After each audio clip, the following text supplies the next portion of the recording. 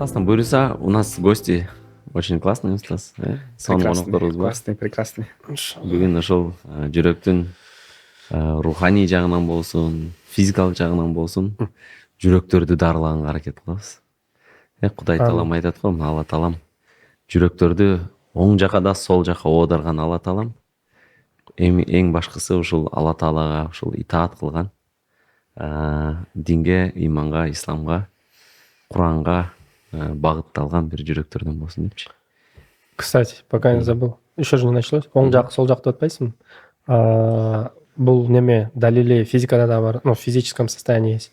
Есть категория пациентов, у которых сердце расположено справа, декстрокардия деп коет, и слева. То есть бұл не просто баягы мындай кандай айтсам, руханий бир мааниде айтылган сөз. Мой физикалык адамда кылынганда декстрокардия и синстрокардия. Неме бар да, дуа Алла неме. Аллахума я мукаллибал кулуб саббит кулубана аля диник дейт го. Мен ошону эле мындай кыргызча айтып койдум. Жок, ошол айтып атпаймынбы. То есть көп ушул баягы Куранда жана башка жерлерде келген нерсенин Аллах субхана таала, чтобы люди не сомневались, дүйнөдө да жаратылган нерселер да. Вот что я имею в виду. То есть сен айтып атпайсың, сол жака оң жака оодарган деп. И он внутри человека реально оодарган да, и так, и так. Саламатсыздарбы, урматтуу көрүүчүлөр. Эфирде Заман подкасты. Алгач башкы өнөктөшүбүз Нурзаман курулуш компаниясына чоң бир ыраазычылык билдиребиз. Бүгүн биздин студиябызда абдан сонун конокторубуз бар. Бул долбоорубуздун алып баруучулары Денис Пышкин жана мен Нурсултан Майназаров. Азыр Денис байкем буюрса конокторубузду акырындап тааныштыра баштаса.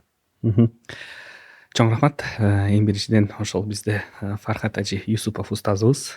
Кош келиңиздер. Фархат ажыбызды көп адамдар тааныйт, илимдүү киши. Ошондо бизде Кыргызстанда баарыбыз билебиз, Кыргызстандын аалымдардын кеңеши бар. Ошол жерде аалымдарыбыз отурат. Анан Фархат Ажи устазыбыз ошол жерде мүчө.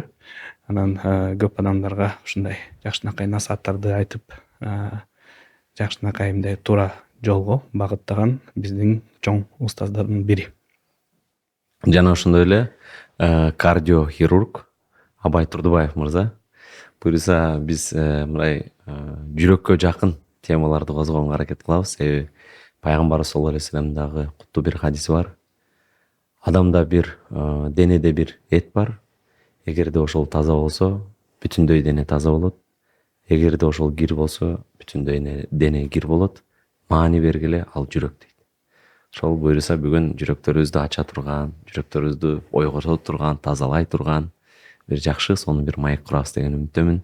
Себеби бул чындыгында адамдын мындай жүрөгү таза деген кыргызда жөндөн кеп чыкпаса керек. Ушул жүрөгү таза адамдар көп болсун. Таза нурдуу жүрөктөр көп болсун. Өзгөчө жаштарыбызда дагы, мына биздин көрүүчүлөрүбүздө, сиздер дагы урматтуу көрүүчүлөр, пикириңиздерди калтырыңыздар. Сиздердин пикирлериңиз биздер үчүн абдан маанилүү. Андыктан акырындап маекибизди буюрса баштай берели. Эң алгач Фархат ажикебизге бир жакшы суроо узаткым келип атат. Ушул канчалык мындай адам баласы ушул жүрөгү оорулуу экенин, же болбосо ушул жүрөгү кайгы капада экенин, же жүрөгү чындап бактылуу экенин кантип анализ кылса болот, кантип сезсе болот? Ошондон баштайлычы. Алла разы болсун, Нурсултан мырза. Бирок суроо чындыгында өтө терең бир суроо. Анан мен сөзүмдү, сиздин сурооңузга келебиз, бирок сөзүмдү эмеден баштасак. Уруксат берсеңиздер, өтө жакшы бир сөз айттыңыз. Баягы пайгамбарыбыздын алейхиссалату вассалам сөзүбүз берекелүү болуусу үчүн баягы биздин исламдагы сөз баштоонун эрежеси бар. Биринчи Аллах субхана таалага мактоолорду айтабыз. Пайгамбар саллаллаху алейхи вассаламга салаттарды айтабыз. Алхамдулиллахи раббил аламин ва салату вассаламу аля расулина Мухаммад ва аля алихи ва сахби ажмаин. Аллах субхана таала маегиңиз берекелүү болсун иншалла. Кудай таалам бүгүн жакшы бир дуа бар. Аллахума аллиф кулубана. Ey Rabbim, биздин жүрөктөрүбүздү бул кече бириктир. Жүрөгүбүз бириксе, жакшы бир маек болот иншалла. Жүрөк бирикпесе, балким маек ийгиликтүү болбойт. Ошон үчүн Кудай Тааладан суранарыбыз жүрөгүбүз бириксин биринчи иншалла. Амин. Максатыбыз бир Алла Тааланын ыраазылыгы, анан бизди көргөн мекендештерибиз, бир туугандарыбыз иншалла бул маектен да өздөрүнө биринчиден албетте физикалык жүрөгү тууралуу болгон маалыматтарга ээ болсун. Экинчиден руханий болгон жүрөктөргө шипа дары табышсын иншалла. Анан сөз пайгамбар саллаллаху алейхи вассаламдын хадиси. Адамдын денесинде бир эрт булчуңу бар. Эгерде ошол жакшы болсо, бүт дене жакшы болот. Эгерде ал бузулган болсо, эмеде ошондой өтөт хадисте. Ва ин фасадат, бузулган болсо, анда дененин баары бузулат дейт. Бул хадисти Айбек мырза өзүнүн багыты жагынан туура түшүндүрүп берет деп ойлойбуз. Иншалла. Абай кечиресиздер. Анан биздин багытыбыз боюнча дагы бул жүрөктүн өзүнүн бир орду бар. Алымдар айтат. Динде, шариатта, исламда, Кур'анда, хадисте жүрөк деп аталган учурда. Мисалы, билесиздер, жүрөк арабчада калп деп аталат. Дини устаз. Калп. Калптын сөздүк мааниси туруктуу болбогон. Оодарылып жаткан. Дайыма түс өзгөрткөн. Абал өзгөрткөн. Монотондуу болбогон бир нерсе. Ошон үчүн баягы сиз айткан хадис, пайгамбар саллаллаху алейхи вассалам дуасы: "Я мукаллибал кулуби саббит кулубана аля диник." Бир риваятта аля таатик. Эй жүрөктөрдү дарган зат. Жүрөгүбүздү диниңде же болбосо сага болгон итаатта туруктуу кыл, бекем кыл деп атат. Адам баласынын бир абалдан бир абалга өзгөрүүсү дайыма болуп турат руханий жактан. Ошон үчүн алымдар айтат. Биринчи ошон баягы аныктамаларды белгилеп алсак, жүрөк маселесинде, ошондо сиз бай сүйлөп аткан учурда биздин тарапка кирип кетпейсиз, биз да сиздин тарапка кирип кетпейбиз. Себеби экөөбүз тең жүрөк маселесин козгойт экенбиз бүгүн. Ошону түшүндүк. Ооба. Динде жүрөк деп аталган учурда биринчиден эт булчуңу максат кылынбайт. Бул үммөт түшүнсүн деп пайгамбар ошол сөздү айтат. Эмнеге десеңиз, эгерде маселе эт булчуңда боло турган болсо, анда баягы жүрөктүн трансплантация маселеси бар да. Ооба, медицинада алымдар суроо берет. Шариатта жүрөк которусу болобу, трансплантация кылса болобу же болбойбу маселеси, алымдар айтат, ооба. Бир адамдын жүрөгүн алып туруп башка адам жүрөгүнө салсаң болот. Салуу деген процесс сөзмөн айтып атам, бирок аны сиз жакшылап түшүндүрүп бересиз. Оңой бир иш эмес бул, туурабы? Ооба, салсаң болот. Бирок мындай бир маселе бар. Ошол алынган кимдин жүрөгү баягы өзүнөн алынган бир инсан. Андан жүрөк алынат. Ал Кудайга ишенбеген бир инсан болсочу, бул момун болгон болчу. Бунун жүрөгү алынды, Кудайга ишенбеген болгон бир адам жүрөгү салынды. Ошондо бул адам ким болот дейт. Суроо, момун болобу же Кудайга ишенбеген бир киши болобу дейт да. Жок, момун бойдон калат дейт. Маселе анда эт булчуңунда эмес экен. Маселе кайсы жүрөктө сөз кетип атат? Иман жайгашкан жүрөктө. Капырдык жайгашкан жүрөктө. Эки жүздүүлүк жайгашкан жүрөктө. Сүйүү жайгашкан жүрөктө. Көрө албастык жайгашкан жүрөктө. Текеберчилик жайгашкан жүрөктө. Аллаху субханаху ва тааланын назар салган жүрөгү пайгамбар саллаллаху алейхи вассаламдын эмне дегени? Аллаху субханаху ва тааланын улуулугу. 7 кабат асман менен жер жүзүнө батпайт. Бирок өзүнө өзүнө иман келтирген, өзүнө мухаббат кылган, сүйгөн кулун жүрөгүнө эмне кылат дейт? Бадаттап атат. машалла. Бул кайсы жүрөк маселеси? Алымдар айтат, маанавий жүрөк дейт. Жисмани жүрөк эмес. Мына эми экөөбүздүн ортобузда урматтуу эмени чийикти сыздык. Жисмани Бул жүрөк жакка сизге. болот э. Жисмани жүрөк сизге. Жисмани жүрөк сизге таандык. Маанавий жүрөк бизге таандык. Ооба. Жисмани деген сөздүн мааниси денеге эт булчугу маселеси. Денедеги эт булчугу адам баласынын жашоосунда канчалык деңгээлде маанилүү болсо, ошондой эле адамдын руханий жашоосунда мааневий болгон жүрөк ошончолук маанилүү болгондугу үчүн экөөнү окшотушуп коюшат. Алымдар айтат, жайгашкан жери да бири бирине өтө жакын дейт. Жисмани болгон дене жүрөгү менен руханий жүрөктүн жайгашкан жери да бири бирине өтө жакын дейт. Кайсы жер дегенде, бул сол жагына жайгашкан жүрөктүн астында эле руханий болгон көбүчкөндүн жумурткасы чалык болгон, мааневий болгон бир жүрөк бар. Маселенин баары ошонун ичинде деп айтат. Эми сиздин маселеңизге келдик. Бүт эле мен сүйлөбөйүн, бир аз кошуп коеюн дагы, анан Кудай буйрса бир маек эмеси болсун. Адам баласынын жүрөгүндөгү сурооңуз эмне эле? Адам баласы мисалы үчүн жашап атат да. Ооба. Анан ушул кантип аныктай алат өзү? Мисалы үчүн менин жүрөгүм Куранга же болбосо динге, иманга, исламга мындай таза жүрөкпү же таза эмес жүрөкпү? Же болбосо мен ар бир адам өзүн билгиси келет да. Мисалы үчүн доктурга барсаң деле ал биринчи анализ тапшырып кел деп жөнөтүп атпайбы? Ошол сыяктуу мындай руханий анализ кандай болот деген суроо болчу. Болду, эми түшүнүктүү. Бул жерде биринчиден бир пациент болот. Экинчиден доктор болот. Экөөнүн ортосунда болгон маселе болот. Бул жерде доктор Аллаху субханаху ва тааля. Пациент кул. Алла Таала Куран деген бир китеп жөнөтүп атат. Мухаммад деген бир затты жөнөтүп атат. Саллаллаху алейхи ва саллям. Куран жана сүннөттө адам баласынын биринчиден эмне үчүн жаратылды? Кандай адамга тийиштүү болгон максат? Адамга тийиштүү болгон кайсы максат менен жаратылды? Башкача айтканда бул дүйнөдөгү миссиясы эмне? Айтылды.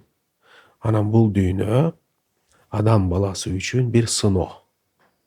Сыноо. Билесиздерби, сыноону пайгамбарларга дагы Алла Таала берет. Керек болсо өзүнүн сүйүктүү болгон заттар, пайгамбарларды дагы сыноодон куру калтырган жок. Аллах субханаху ва тааля. Бул дүйнө сыноо үчүн берилет. Сыноо жалпысынан жакшы менен жамандын күрөшү. Акыйкат менен жалгандын күрөшү. Ошондой эле адам баласынын ички дүйнөсүндө дагы ошондой бир сыноо бар. Жалалуддин Руми Hazretlerдин бир сөзү бар.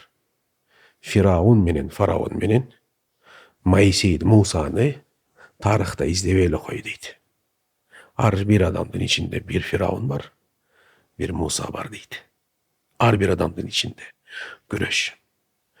Биз буну эмне деп айтабыз? Биз бул нерсени напсинин, адам баласына таандык болгон напсинин иш жүзөгө ашырылуусу болуп эсептелет.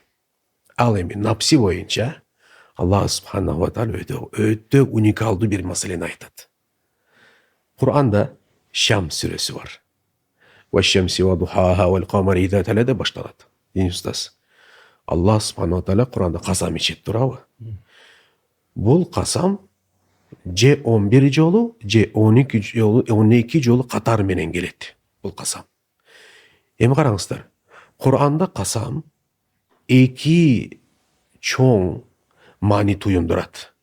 Биринчи маани Аллаху субханаху ва тааlanın эмнеге касам ичкен болсо, ошол нерсенин улуулугу, чоңдугу. Алсаңар, Аллах күнгө касам ичет, айга касам ичет,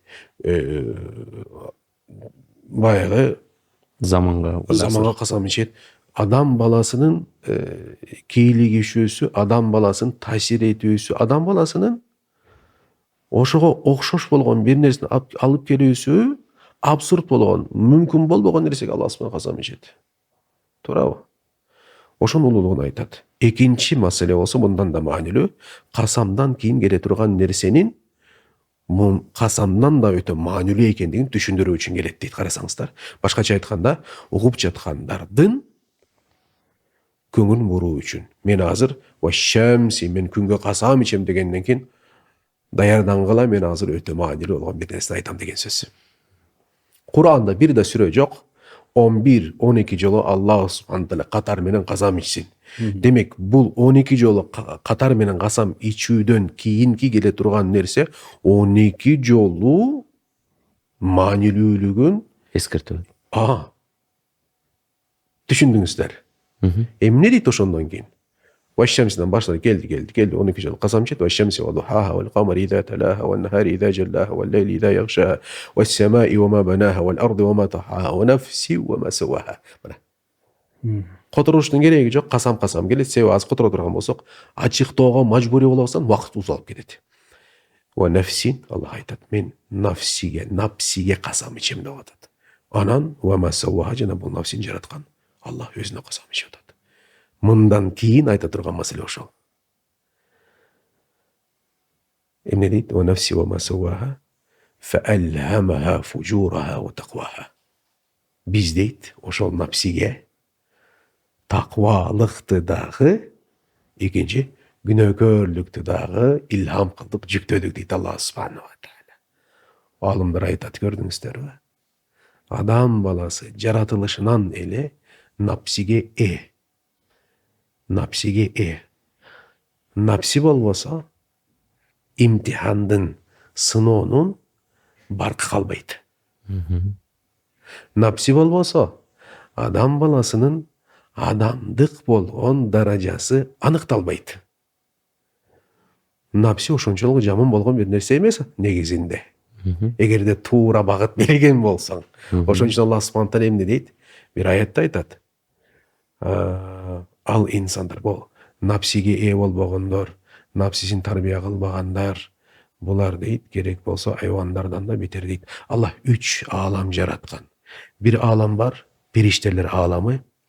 Алардын акылы бар, дин устаз, туурабы? Эмнеси жок, напсиси жок. Экинчи аалам бар, алардын напсиси бар, бирок акылы жок. Айван аалам бар. Үчүнчү аалам экөөнүн ортосунда жайгашкан инсан ааламы.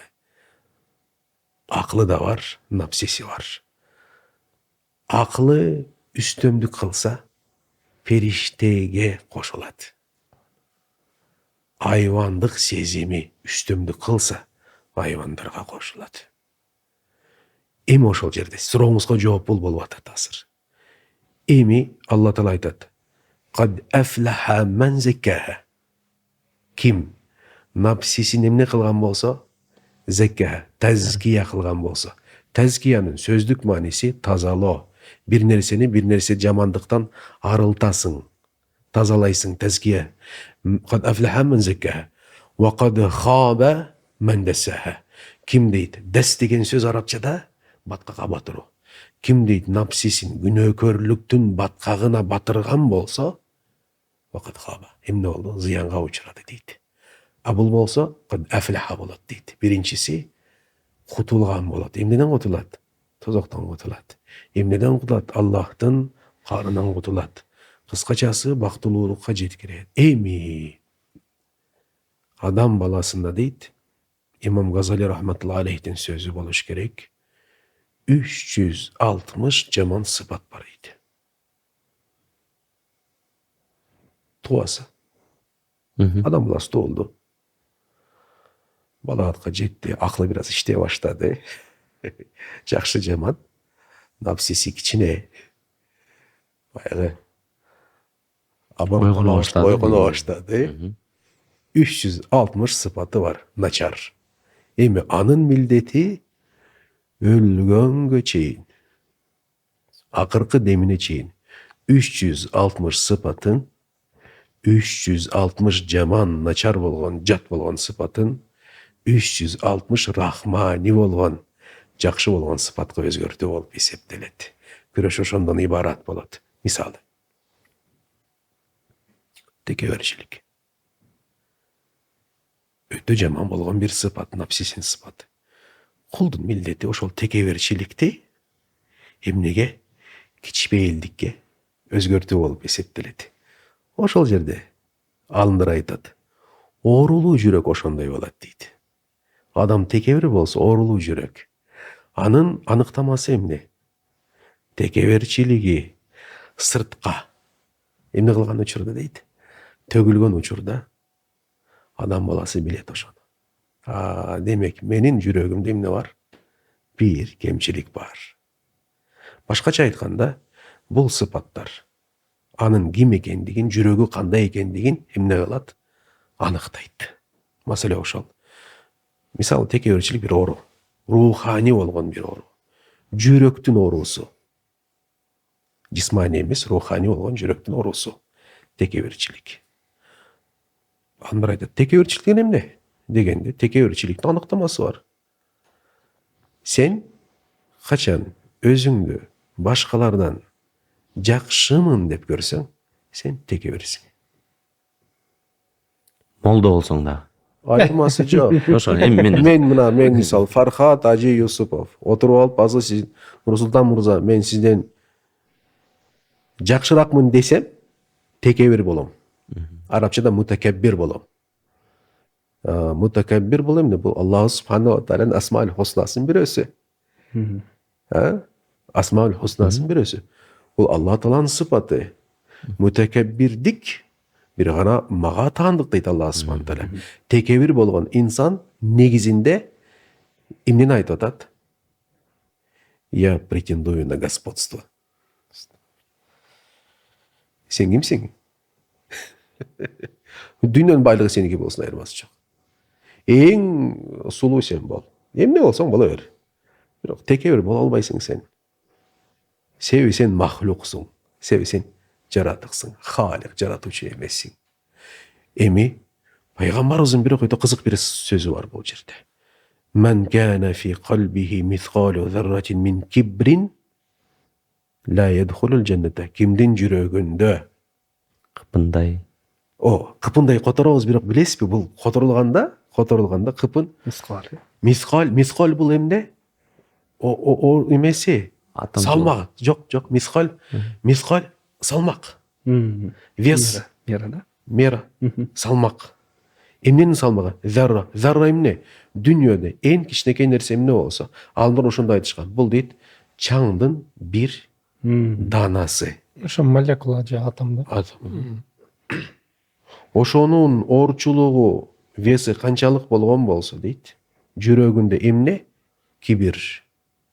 Анда бейишке кирбейт деген сөз бар. Ошондо алымдар айтат, көрдүңүздөр дейт. Качан адам баласы бирөөгө текеберчиликти көрсөткөн болсо, бул такаббур болот дейт. Бирок жашырат жүрөгүндө, эч кимге текеберчилик кылбайт. Жүрөгүндө бар бирок текер көрсөтпөйт, кылбайт. Бул жүрөгүндө кибир болот. Ал адам мутакаббир эмес дейт, текебир эмес, бирок жүрөгүндө кибир бар дейт. Ошон үчүн пайгамбар айткан, текеберчилик кылган инсан эмес дейт. Жүрөгүндө кибир бар болгон сен бешикке кирбейт дейт. Анда текеберчилик кылган инсанды карагыла деген сөз да бул жерлечи.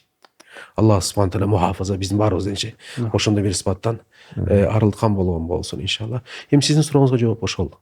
Адам баласы ичинде жүрөгү кандай экендигин билүүсү үчүн кылган ишине, амалына, сезимдерине караш керек. Алдында коюлган Куран бар, сүннөт бар, динибиз бар, шариятыбыз бар. Кайсынысы жүрөккө тийиштүү болгон маселелер, мисалы көрө албастык бар, менсүүнүү бар, өзүн жактыруу бар, жалган сүйлөө бар, текебирленүү бар, Аллах субхана ва таалага таянбоо бар, шектенүү бар. Эми кабырды кылып айтпай эле коелу мисалы. Ошон баарын бир көрөт дагы жүрөгүндө. Ошол сыпаттардан бирөөсү бар болсо, демек ал жүрөк дарыланууга муктач деген сөз. Руханий дарыланууга. Албетте. Рахмат, Стас аябай. Сразу бир суроо берип кетейин. Бираз активный үчүн. Сиз нафс деп атпайсызбы? Нафстын пеки биздин ушул жанагы руханий жүрөктү айтып кетпедиңизби? Ошол жерде жайгашканбы нафс же андай бир так жайгашкан жери жөнүндө сөз маалымат жокпу негизи? Жок, нафс боюнча маалыматтар өтө көп. Нафстын аныктамасы боюнча да маалыматтар өтө көп. Анан нафстын бир аныктамасы жок. Нафс эмне дегенде сиз бир аныктама көрө албайсыз. Нафстын жүздөгөн аныктамалары бар. Бирок шариатта багыттар бар. Мисалы, фикх багыты бар, укуктук багыт бар, мисалы тафсир багыты бар, хадис багыты бар, тарых багыты бар, анан тасаввуф багыты бар. Тасаввуф багыты ошол түзмө-түз жүрөккө карап, руханий жүрөккө карап, илдеттерди аныктап, ошол илдеттердин дарылануусуна чара издеген бир багыт. Мына ошолордун, демек, түзмө-түз эмне кылат экенбиз? Ошондон жогон алабыз. Напси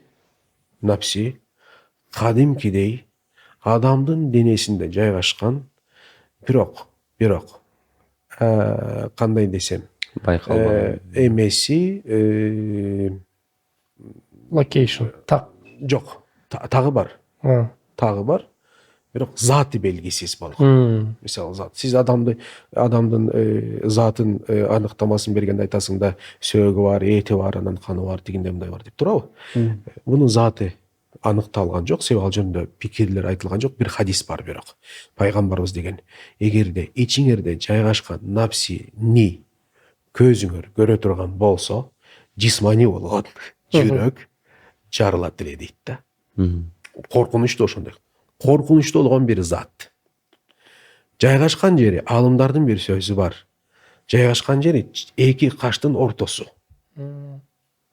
Эки каштын ортосунан сүзүлүп киндикке чейин келет дейт. Анан бунун дейт көптөгөн колдору бар дейт, щупальцы.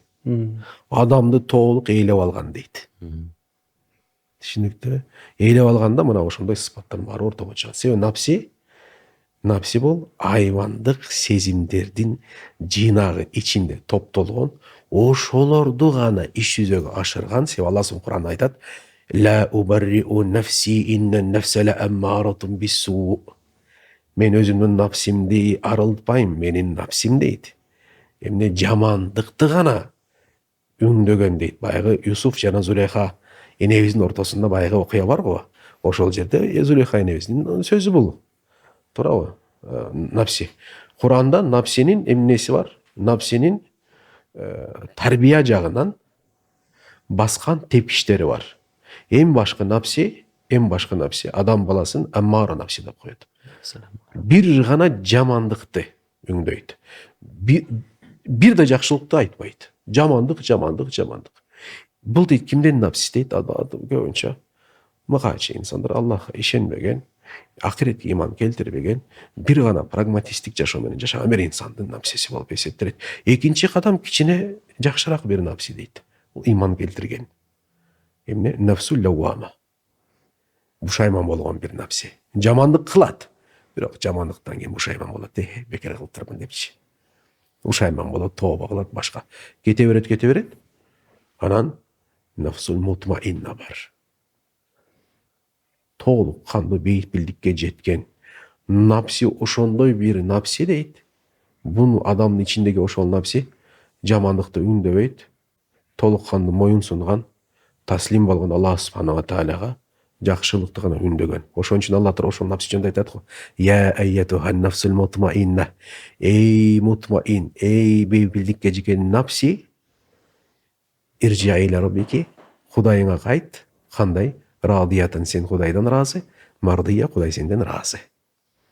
Эки тараптуу разылык бар. Тарапта разылык, Аллах жана кулдордун разылык бар. Бул кандай? Бул жолго бул даражага жетет адам баласы? Ошол напсинин тарбиясы менен жетет. Адам баласы ичинде ошол напси бар.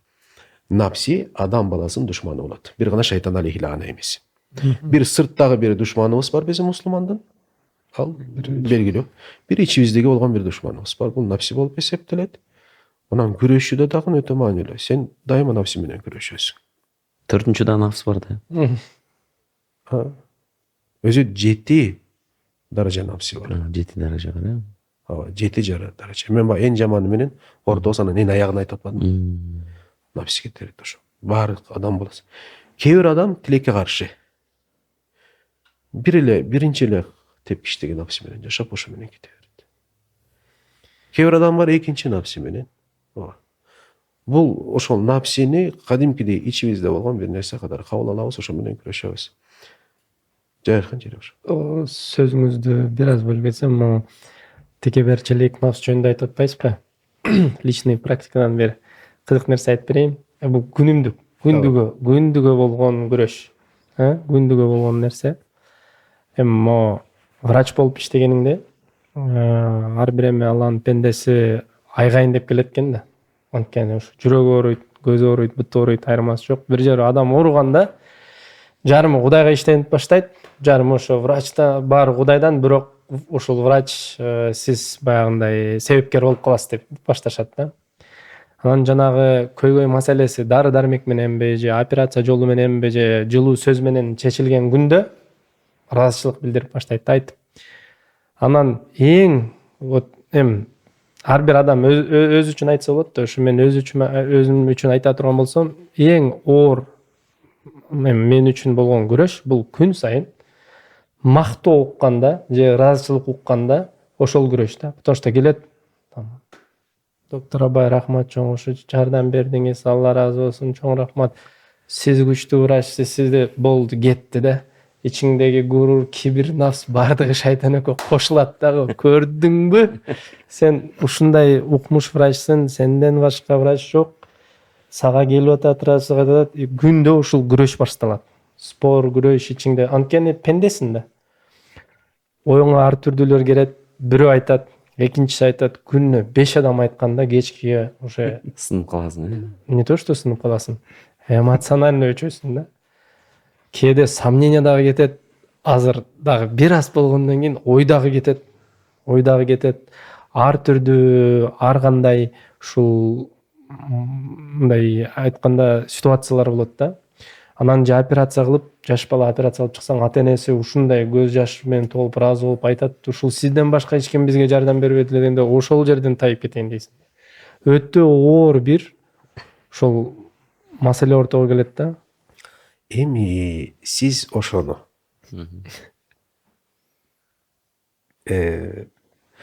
ал бир мындай жакшы кабыл аласызбы же сиз үчүн бир жаман нерсе катары кабыл аласызбы? Өтө чоң стресс мен үчүн. Сиз үчүн стресс. Мен аны негизи кабыл албаган аракет кылам. Бирок мен башкача карайм бул маселеге. Бул сиздин Кудай Таалага жакындооңузга түзмө түз берилген бир чоң бир нимат. Сыноону эч ким тана албайт. Азыр могу жер төртөөбүздүн отурганыбыз эле чоң бир сыноо. Ооба. Туура эмеспи? Бирок сиз бул маселеге башкача карайсыз. Кандай карайсыз? Караңыздар.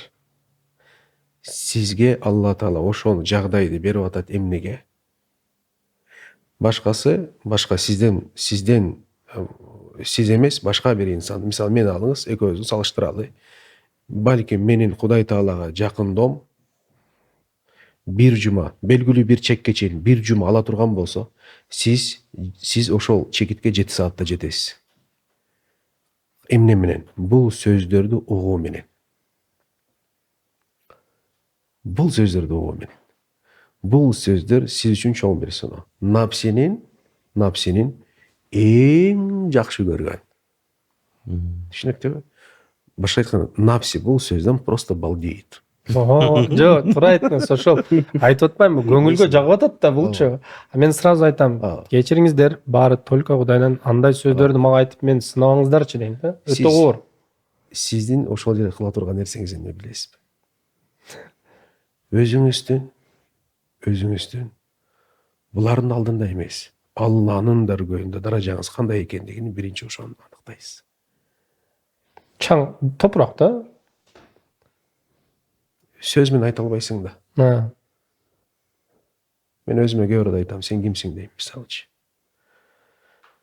Расулуллах алейхиссалату вассалам деди: "Ма абаднака хакка ибадатик, я Рабб." Пайгамбар айтат ошол сөздү.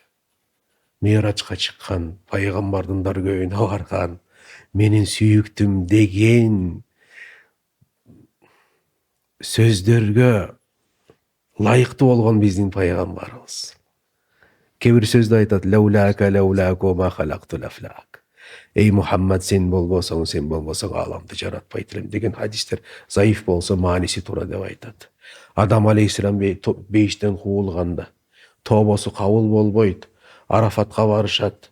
Обой небиз экөө ошол эле тооба кылат, анан айтат: эй Аллахым, эгерде сен мени кечирсең, Мухаммаддын урматына кечиресиң дегенде, эй адам, сен кайдан билесиң Мухаммадды мен эч ким жарата элекмин дегенде, сен мага жан бергенде, көзүмдү ачканда, арштын сутундарында көргөнмүн дейт. Ла иляха иллаллах Мухаммад Расулуллах.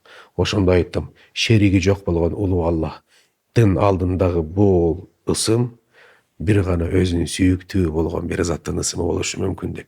Эгерде сен мени кечирсең, ошол сүйүктүн урматына кечиресиң деп айттым. Садакта я адам. Сенин сөзүң акыйкат я адам деди дейт. Лаула Мухаммад ма халактука. Мухаммад болбосо мен сени да жаратпайт элем, Адам алейхисалам айтат. Ошондой бир зат.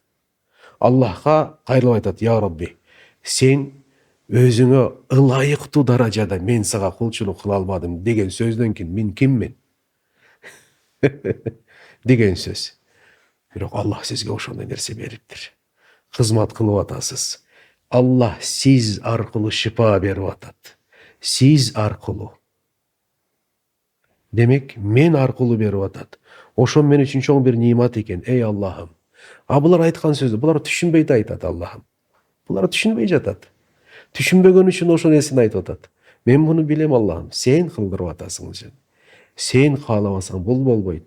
Бул нерсе сенден мага чоң бир нимат деп, ошол мындай да, булар биринчи эмне кылып атат? Сизге булар түзмөс Аллах деп айтпайт. Ман лам яшкурин нас лам яшкуриллах. Туурабы? Ким адам баласына рахмат айтпаса, Кудай да рахмат айта албайт.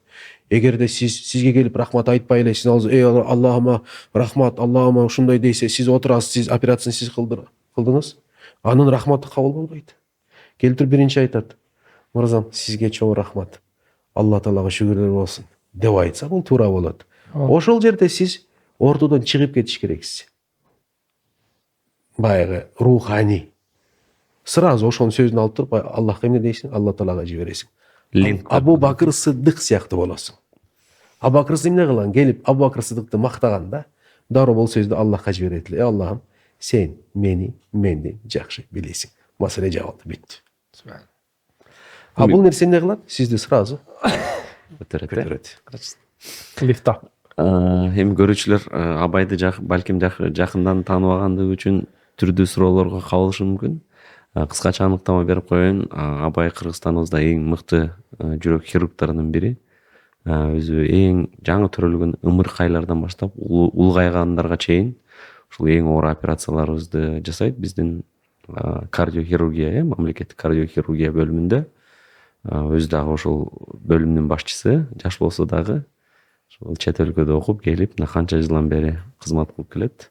Биз дагы көп маалдан бери тааныганыбыз үчүн ушу көп досторубуз айтты: эмне үчүн сен өзүң клиникаңы ачып алып өзүң кылбайсың, сен да давно байып кетет элең депчи. Бирок Кудайга шүгүр, өзүнүн жакшы миссиясы бар. Жакшы бир миссиясы бар эле. Биз Абай менен бир ишти баштаганбыз. Өзү мындай колунда жок адамдарга жүрөгүнүн операциясын дарылоо. Кудайга шүгүр, бир канчасын уже баштап алып, бисмилла деп баштап алдык. Иншалла. Эң негизгиси ушул баштап алыш экен го, мындай. Алардын Эң оор. тизмеде көп адамдар бар экен да. Анан квотага илинбей калган адамдар болуп калат.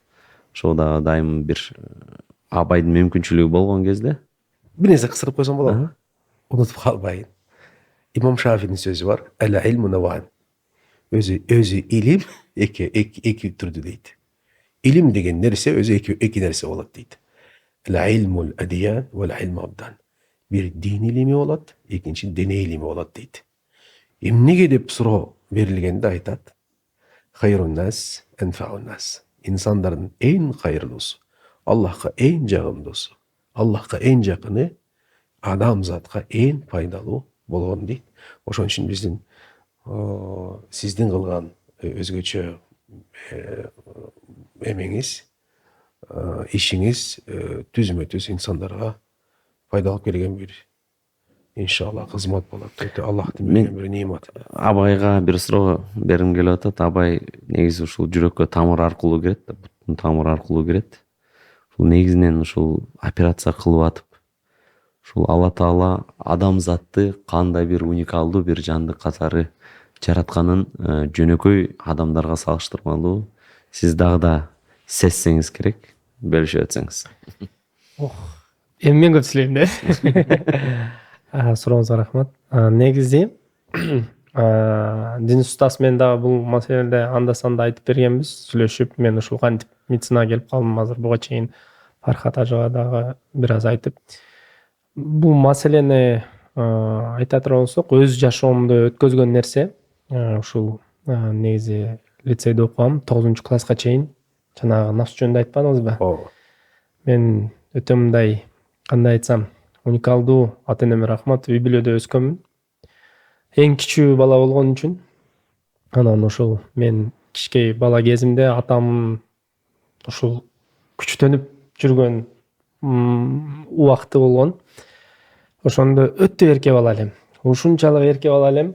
Окууда Алла Таала өзү кечирсин, балдарды Санжар одноклассники жакшы айтып берет бул историяны. Кедей менен байларга бөлчүм десеңиз. Ушундай бир бала элем. 10-класска чейин. Кудайга шүгүр кийин бир аз иман келтирип, эмне туура, эмне туура эмес, ушулар нерселерди түшүнүп, анан негизи 11-классты бүтүп атканда жеңиш досубуз менен мировой олимпиадага барып келип, ушул кандай профессия тандасам деп, атам ушул медицинаны ойлон, медик болсоң жакшы болмок, үйдө медик жок деген. Баарын карасам, эми лицей бүткөндө 11-класста көп нерсе түшүнүктүү. Мугалим болсоң морекини кылыш керек, ушул физик болсоң борекини кылыш керек, компьютерщик болсоң ушуну кылыш керек. Медик болсоң адамдын денеси белгисиз. Киресиң, качан чыгасың бир Кудай билет. Каердин кулагынан кирип, мурундан чыгасыңбы белгисиз. Анан медицинага өтө кызыккам.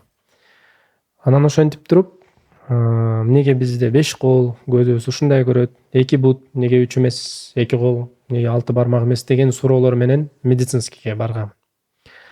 Ушул медицинскийге барып атып 11-класста абимдин башын бир суроо менен оорткам.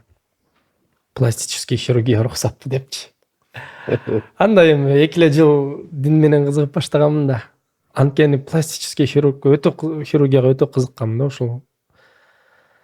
Аби айтат эле бул ойт уруксат эмес деп. Анан ушул 2-3 курска жакындап баштаганда эми кабыл алдым да. Пластический хирургия болбойт экен, анда ким болом деп.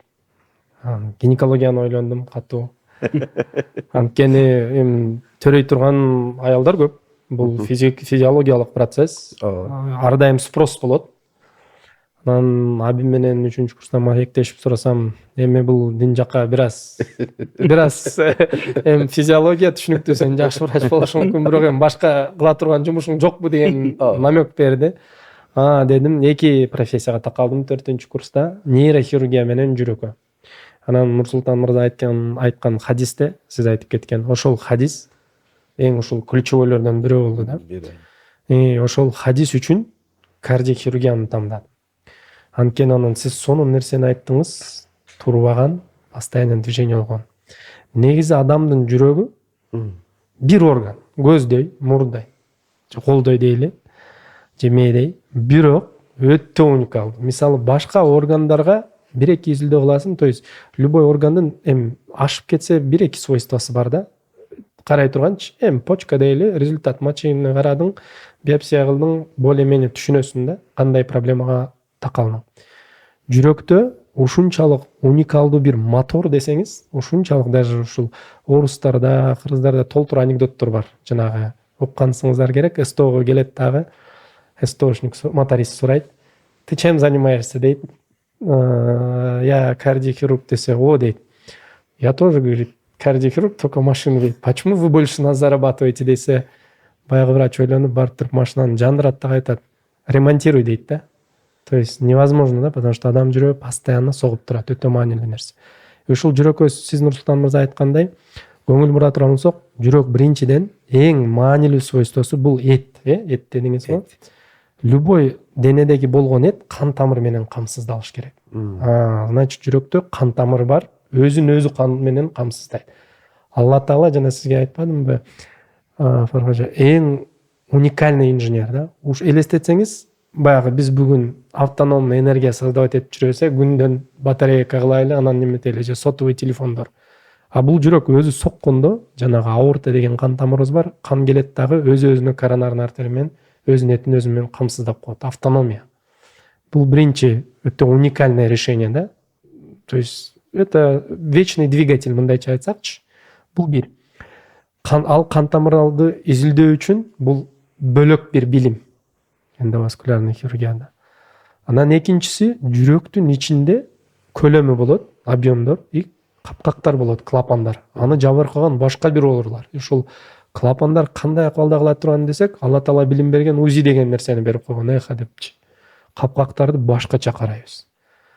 Анан ар дайым ушул бейтаптарга жөнөкөй түшүнүш үчүн кыйын да жүрөктүчү. Мисалы, кече эле ушул дарыны бербедиңизби? Эмнеге жардам бербей атат деп толтура суроолорду берет да. Эң жеңил түшүнүү, жүрөктү 4 бөлмөлүү үйдөй деп эсептесек болот. 4-комнатная квартира.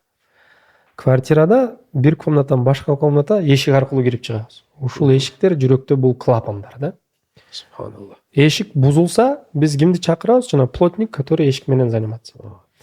Анан любой комнатаны кантип жылытабыз? Батареялар бар. Батареялардан эмнеси жүрөт? Суу жүрөт, Ошол жанагы коронарный кан тамырлар, жүрөктүн кан тамырлары ушул отопление системасындай.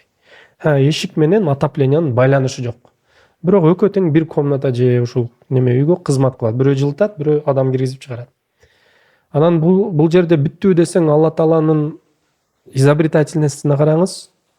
Ошол комнатада адам көрсүн деп биз свет жандырабыз да, бири-бирибизди көрөлү же кандай бир иш кылайлы деп, Аллах субхана таала жүрөктүн ичине синусовой узел деген жер бар.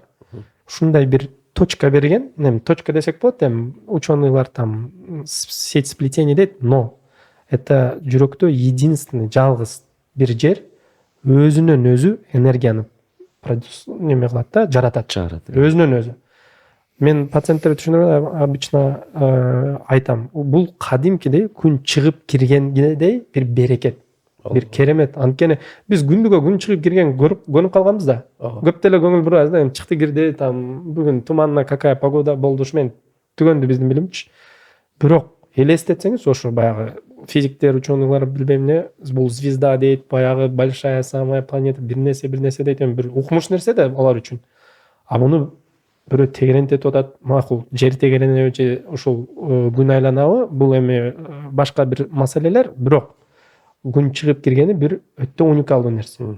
Аллах субхана таала адамдын денесинде, ошол жүрөгүндө, ушул синусовой узелди берген, өзүнөн өзү минутасына 60-80 жолу ошол импульс пайда болот. Сиз менен биз аны эч кандай же көп кыла албайбыз, же аз кыла албайбыз. Өзүнөн өзү пайда болот. Бул дагы бир башка нерсе жүрөктүн ичинде. Ошол бир кенедей орган болуп алып, солмуштумдай, ушунча көп нерселери бар. Ошого ылайык ошончо кардиохирургдар дагы бөлүнөт. Бирөө кан тамыр кылат, бирөө ошо ритмин карайт, бирөө капкагын карайт, бирөө ошо сиз айткандай трансплантациясын башкасы кылат. Ошо толтура нерсе да. Бирок бул баягы сиз граница кылгандай физикалык жагы. Анан бүгүнкү күндө эгер подкастты ар түрдүү адамдар көрөт да, жаштар көрөт, диний билими бар адамдар көрөт, диний билими жок адамдар көрөт, башка динде жүргөн атеист билбем нерсе, бардыгы үчүн жана сизге айтып кеткен өтө маанилүү нерсе бар. Аллах субхана таала ар бир адамга изденүүнү койгон, Неге бүгүнкү күндө ушул Google деген поисковик популярный? Потому что баарыбыз бир кандай бир суроолорду беришти жакшы көрөбүз, Например, азыр Денис устасы дагы кармоо алып, бир-эки суроолорду суроолайын деп туруп, менин Google'ым десеңиздер, сурадым. И ушул любой бир браузерди ачсак, Google поисковик системасы көбүндө турат. Же сиз дагы азыр суроолоп, такап алып суроо сурап атабыз. Ошондой эле ар бир адам изденүүдө болот да. И ушул изденүү постоянный поиск. Бирөө акчаны табат, бирөө бийликти табат, дагы бир нерсени табат. И мен өзүмүн үчүн ошол сиз айткандай, ушул Алла Таала биздин денебизди кандай жаратты экен деген суроолор менен келгем. Ушул жүрөгүбүз эмне себептен согот, кантип согот? Ошол себептен ушул аритмологияга барганда жөнөкөй болгон да. Автономные клетки. Сами по себе сокращаются, вот и все, вот вам ответ. Бул ответ эмес да. Буну бирөө жараткан да, ал жерге бирөө койгон да, чтобы ушул жүрөгүбүз согуп турсун да. Бул жерде баягы адамдын билими чектелген экенин накты түшүнөсүң да. И бүгүнкү күндө бир дагы дары дармек жок. Сиз менен биз ичсек, жанагы клеткалар жаш барган сайын ал ушул ритм кээ бир учурларда жай болушу мүмкүн да. То есть 50-ден ылдый түшүшү мүмкүн. Адам баласына Алла Таала билим берген, бир гана ушул временный зымдарды коюп, аппарат коебуз, ошо менен соктуртабыз. Ал клеткалар башка эч кандай метод менен пайда болбойт. Бул адамдын денесинде болгон миллион миллиард мужизелерден бир эле мужизеси да. Ошон үчүн жана студенттерге, ординаторлорго биз түшүндүргөндө обычно көп учурда айтам. Атеисттер барып бараңар да, келгиле. Азыр мына разбирать этебиз. Хотя бы ичиңерде сомнение пайда болот. Ошодон баштайбыз силерден депчи. Анткени суроолор пайда болуп баштаганда, Албетте. да, бир жерге барсак болот деген ой бар да. Өзү баягы иманга болгон жол, имандын башталышы таануудан башталат. Өзү ла илахадан башталат, ла илаха деген таануу өзү. Аны иллаллахны Аллахка келесиң, сиз дагы ошол шек дагы, шек деп атпайсыз бир жок деген шек пайда болсун. Өзү шариаттын көзүндө шек имансыздык болуп эсептелет. Демек башталыш, иманга башталыш негизи шектен башталат же имансыздыктан башталат деген сөз да. Демек мен ошого бир байланыш түзүп атам да азырчы. Алла разы болсун, өтө маанилүү бир сөз өтүп атасыз. Алла субхана таала албетте биздин Алланын улуулугунан, Алла тааланын сиз айткандай баягы уникалдуу жараткан ошол жүрөктүн мынчалык деңгээлде жараткан бир шегибиз жок. Алла субхана таала инналлаха мутқин айткан. Алла таала бир нерсени жараткан болсо, ошол жаратуусу баралына жетип кемчиликсиз болот. Алланын жаратуусунда кемчилик жок. Бирок жаратылган нерселерде кемчилик бар. Аны биз кабыл алабыз. Биздин кемчиликтүү болобуз Кудай тааланын жаратуусундагы кемчилик маселеси эмес бул жерде. Өзү биздин кемчиликтүү болобуз. Алла тааланын кемчиликсиздигине болгон бир эмне болуп эсептелет, көрсөткүч, ишарат, далалат болуп эсептелет. Мындай жүрөктү түшүндүрүп атасыз азыр. Мынчалык маанилүү экендигин чындыгында эми билип атабыз. Дароо акылга бир нерсе келип атат. Субханаллах деген сөз келет. Субханаллахтан башкасы эмес. Анан дагы бир кошуп кете турган нерсе, Нурсултан мырза айтып атпайбы, ушул подкасттын дөмөрчүлөрдөн бири Нурзаман компаниясы деп, ошол бүгүнкү күндө курулуш компаниялар толтура уникалдуу зданияларды куруп атат, баягы жаңы замандагы решениялар мененчи. Анын жүрөктүн жанагы түзүлүшүнүн бүткөндөн кийин эми бүттү болду билдик, сонун экен деген менен токтолбойт десеңиз, жанагы ашып кетсе 200-300 граммдык жүрөкчү. Элестетсеңиз, биздин эми орточо боюбуз баарыбызда 1.70-1.80 ыктымал деп коелу эми примерно. Ошол бойго Морекиндей солмуштундай нерсе кантип кан жүгүртөт деген суроо болгон да. Анан жанагы жүрөктү изучать этсеңиз, жанагы адамдын жүрөгү ар дайым баягы переворачивается деген маанини айттыңызбы? Кыймылдап турат. Карынчактар мындай вальсировать этет экен да. Эми баягы структураны, геометрияны көрсөңүз, өтө уникалдуу нерсе. Чын 3D модификациялары бар, ушул чет өлкөгө барганда баягы МРТ КТларда кылып көрсөтүшөт да. Жанагы Алла субхана таала кичинекей жерде ушундай чоң насос коюп койгон да. 1.80 болосуңбу, 2 метр бийиктиң болобу, ошол Мореки жериңден баштап тапаныңа доли секундада каның жетет десеңиз, газ обмен болупчу. Аны кантип кылды экен десең, өтө жеңил. Өтө жеңил, уникаль. Сол левый желудочек деп коет, сол карынчакты арсаңыз, жана кан оң сол дүлөчөдөн келет дагы, верхушка баягы жерге жүрөк ачылат да, ошол жерге келип туруп, үстүнө геометрический В волна менен Морекинтип келип туруп, соккондо удар менен кетет экен да. 250-300 граммдык нерсе, элестетсеңиздер, ушундай даже ошол жерде геометрический идеальный потогун ойлонгон да. Мындай ойлоп көрсөңүз, бүгүн биз билбейм эмне 12-чи бир 20-чы этажга суу жөнөтөлү.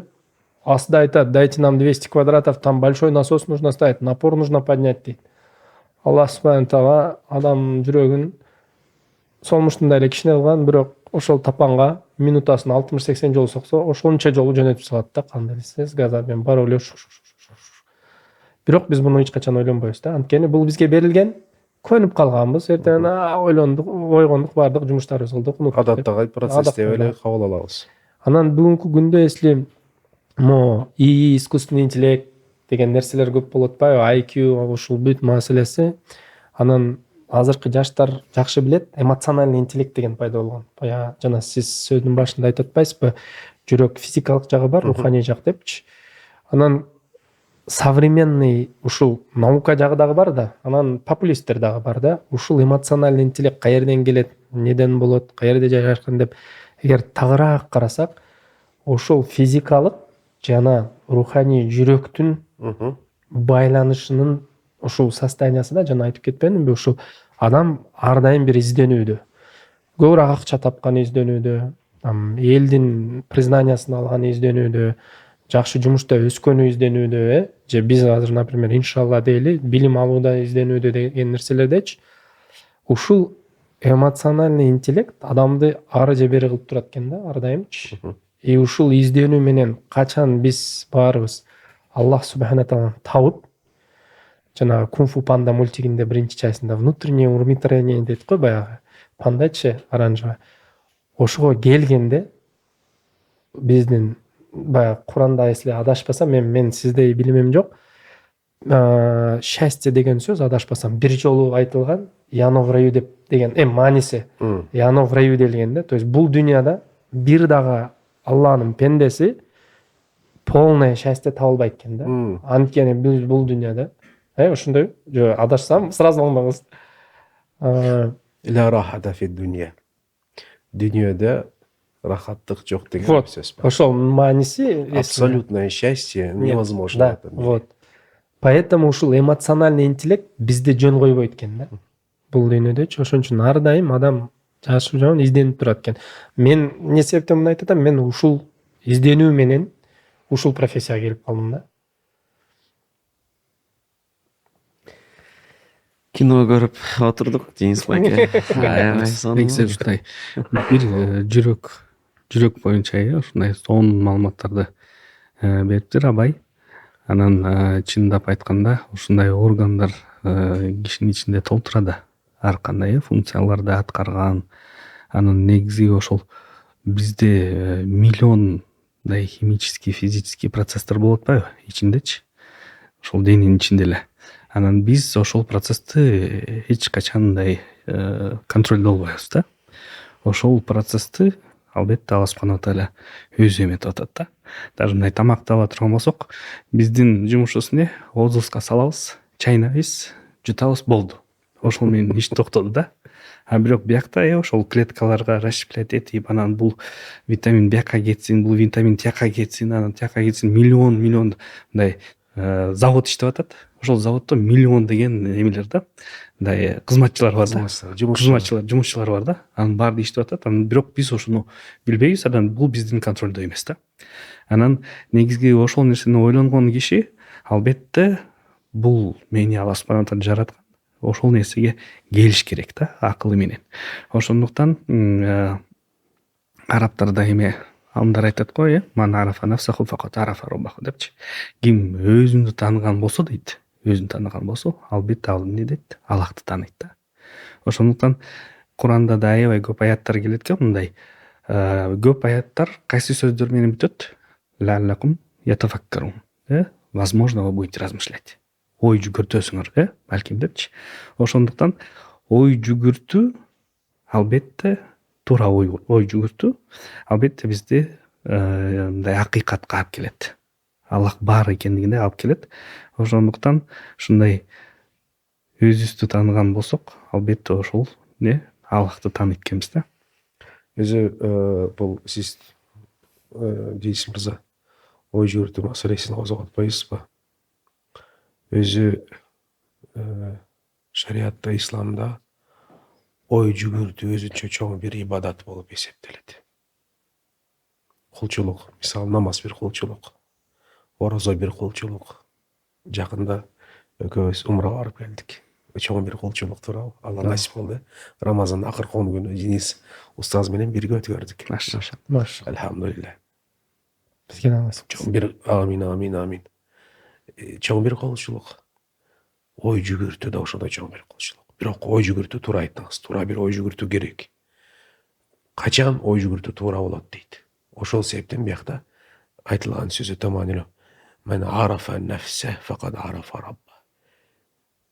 Ой жүгүртүү жагынан ала турган болсок, ким өзү жөнүндө ой жүгүртсө, Кудайды тааныган болот дейт. Бул жерде эреже бар. Кул Алла жөнүндө ой жүгүртө албайт. Алла жөнүндө ой жүгүртүүсү тыюу салынган. Алла жөнүндө ой жүгүртсө, анын аягы антропоморфия. Туурабы? Адашуучулукка түшөт. Себеби кыска бир акыл менен, кемчиликтүү болгон бир дене менен, кемчиликтүү жаратылган дене менен, кыска бир акыл менен биз улуу болгон Алла субханала тааlanын толук кандуу тааный албайбыз.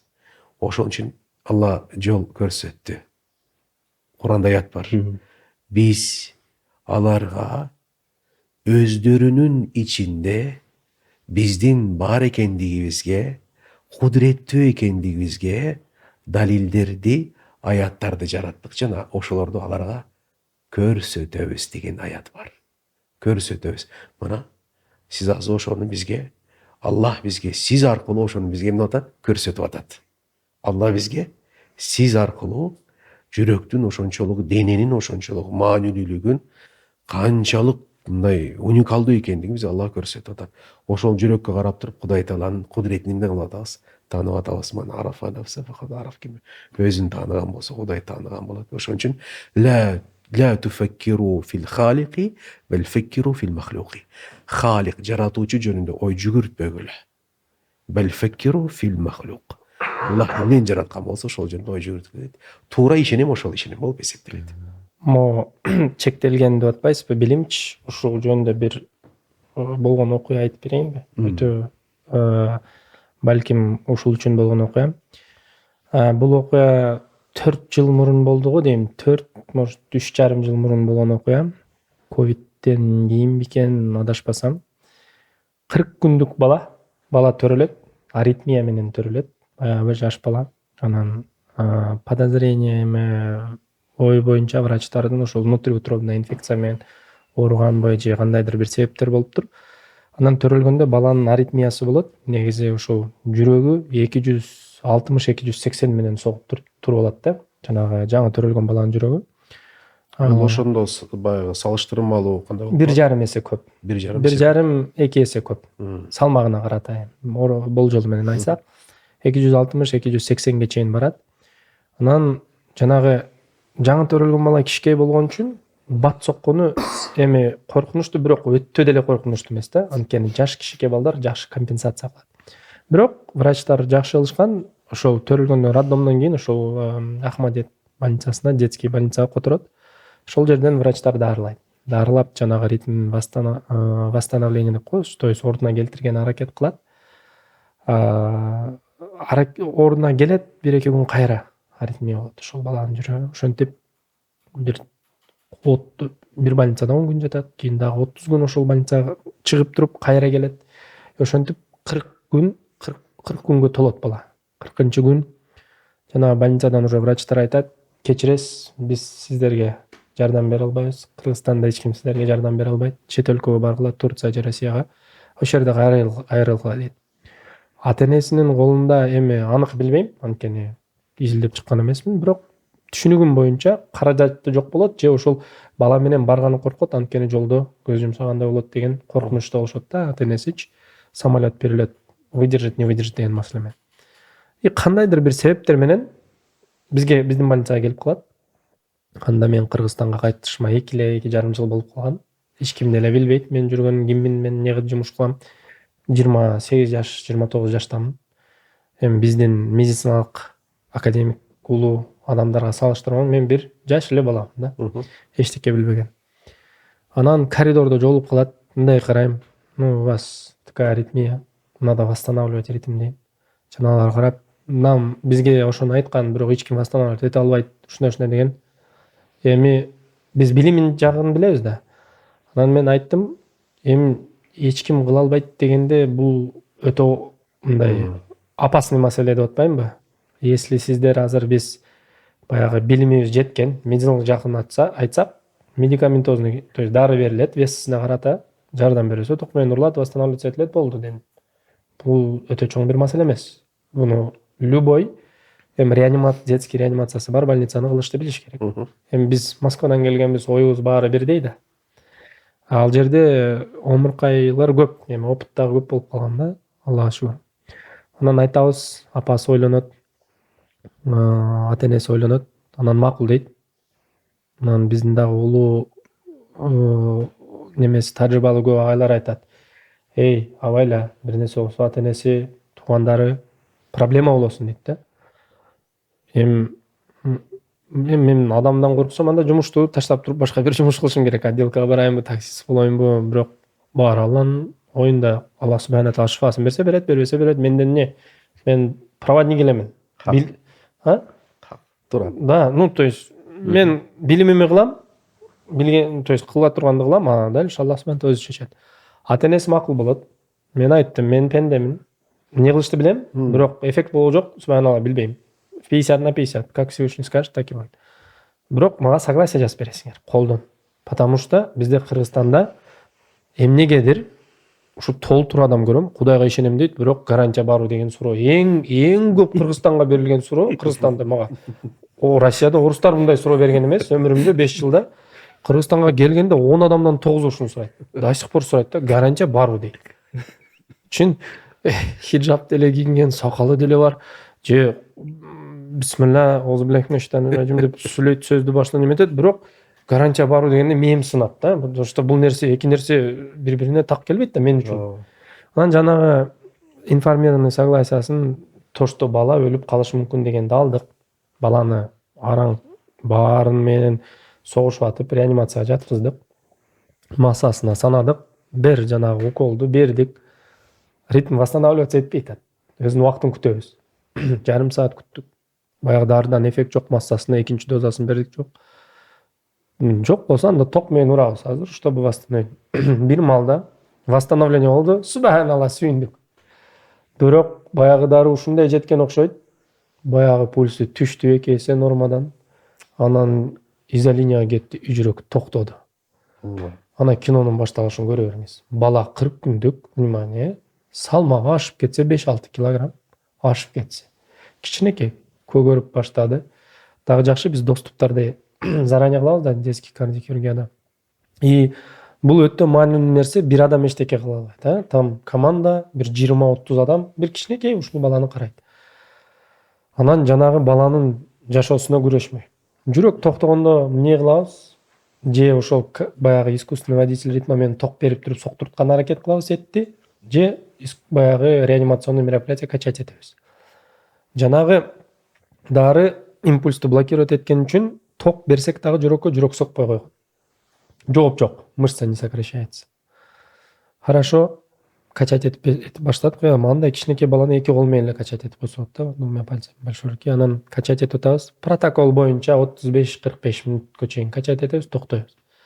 45 мүнөт өттү. Жарым команда эми опыту көп да. Всё, абай. Чо уже ребенка мучить болду, бүттү, баягы чок ажы айткандай жашоого моюн сунуш керек, уже бүтүрүш керек, протоколду кылдык. Анан ошол учурда ординатор балабыз бар эле жанына келдим, чарчадыңбы дедим. Жок дейт. Чарташына чейин качать эте берчи. Балким 46-мүнөттө да же 51-мүнөттө да бир нерсе болуп калат. Эте берейин дейт, эте бер дедим. Всё равно булар азыр пока историяны жазгыча, время бар, кагаз жазгыча убакыт. Ошол бала молодец, 55 мүнөт качать этти. 55-мүнөттасында жүрөк согуп баштады. Мониторду. Ну-ка, андай учурда баары ажыбайт. Ну-ка, остановись, сокращение кетти. Да, баягы атропин немелерди берди. Детский реаниматолог. Да, жүрөк 60 согуп баштады, 80 согуп баштады, 100-120. Ток бергенде токко жооп берип, ошо керектүү ритм болуп баштады. Бала көгөрдү эле, розовый болду, мындай цвет боюнча да. И кадимкидей баягы эми кинода мужизе чудо да аны эми бундайды көрсөң баягы самолеттун баягы Нурлан Сабуров тамаша айткандай самолет бир жолу тырс дегенде боженька болот го. Бул деле ушундай да. Буну көрсөң эми я считаю, невозможно быть атеистом да мындайды көргөн адамгачы. Жанагы бала 4 күн бизде реанимацияда жатты. Биздин детский кардиолог бар, жакшы. Ошол лечение кылып, жанагы электролиттарын түзөп неметип, кийин палатага которулду. Бир жумадай больницабызда жатты окшойт. Не себептен айтып берип атам? Мурдагы жума болгон окуя, где-то бир 4-5 күн. Көчөдө кетип баратам. Московская Лагвиненко, Московскийден светофордон жолду өтүп атышат. Мен напротив к светофору кетип атам. И бир бала самокатчан күлүп коюп, серьезно уруп тебип кетип атат да, прям скоростьта. Мен обычно балдар ушундай опасный жерлерде жалгыз жүргөндө сразу ата энеси каерде экен деп карап баштайм да. Баланы карабайт да. Азыр эми бирөө түртүрөт, чыгып түшөт. Там еще ылдыйыш бир аз скорость менен кетип атат да балачы. Карасам аркасында коляскасы менен апасы кетип атыптыр. Бала айтып атам, акырынраак апаң күтүп тур. Баягы уверенно кетип атат балачы. Анан коляскасы менен кеткен айылга жеткенде ал менен карады. Ой, Абай Кубанычбекович, здравствуйте дейт. Эми Кыргызстанга кайтканыма где-то бир 5-6 жыл болуп калды. Командабыз менен көп эле жарандарга жардам бердик да, анын туугандары деле бар. Ачык айтканда мындай эч ким да эстей албайт. Ачык эле айтайын, мен пендемин адам, вообще кече көрсөм бүгүн даже могу не помнить. Бирок кагасын көрсөм сразу эстейм. Анан жанагы апасы ушундай жылуулук менен сүйлөп атат. Точно, скорее всего, өзүнө же бирөөсүнө операция жасады эстедим да, же ошо омуркага коляскада болгон депчи. Вы меня не узнали дейт. Я говорю, извиняюсь, нет. Оюм башка жерде эле, башка бир неме пациент, оор бир пациентти көргөнүм кетип атты деп ойлонуп аттым эле, кандай анализ кылыптыр, эмне кылыптыр, азыр эмне кылабыз, кандай период кылабыз, башка жерде да койчу. Я мама, ошол баланын дагы аты бир ага кетет. Алихан очень мындай необычный исламский ат да, эч качан андай ат уккан эмес элем буга чейин. Эми азыр эстей албайм. Я же мама дейт. Хорошо, я очень рад за вас дедим. Эмне дешимди билбей атам. Анан кийин это же ребенок 40-дневный дейт. Их вспомнили. Да, и ушул бала десеңиз. Я говорю, он так вырос, говорю. Сколько времени прошло? 4 года. Субханаллах. Ребенок. Наш, оказывается, детский кардиолог барыптыр эле. Перестаньте ходить к нам в больницу, у вас абсолютно здоровый ребенок. Да? Все уже. Ну, то есть, это было в детстве. Вот это тогда полечили, все стабилизировалось. Анализдери жакшы, альхамдулилля, все, башка келбегилечи больница десе дагы, адат кылып, ар бир жыл сайын, оказывается, биздин педиатрга келет экен. Мен жанагы апасын көрүп ошону укканда, субханалла, ушундай Алла Таалага ыраазычылык. Потому что Алла субхана таала жакында жубайым менен чет өлкөдө жүргөндө бир цыганеби же бирөө ушундай миллеттен бирөө келип тамак алып берчи деп суранды да. Анан барып алып бере атсам, жубайым айтып атат да.